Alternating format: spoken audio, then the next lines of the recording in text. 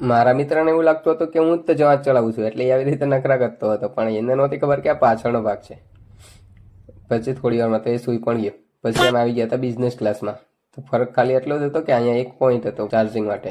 પછી અમે જેમ જેમ હજીરા બાજુ પહોંચતા હતા એમ જહાજ વધારે ડોલવા લાગ્યું હતું, કારણ કે અહીંયા પાણીનો કરંટ વધારે હતો અને થોડી વારમાં વરસાદ પણ આવી ગયો હતો. એટલે અમે ઉપર આવી ગયા નજારો જોવા માટે. તો ઉપર તો કોઈ હતું નહીં, કેમ કે વરસાદ શરૂ હતો. પછી આ છે હજીરા, કે જે અમને દૂરથી આવું બતાતું હતું. પછી થોડી વારમાં હજીરા રોડવે પહોંચી ગયા હતા અને અમે નીચે ઉતરીને પછી બસમાં બેસી ગયા.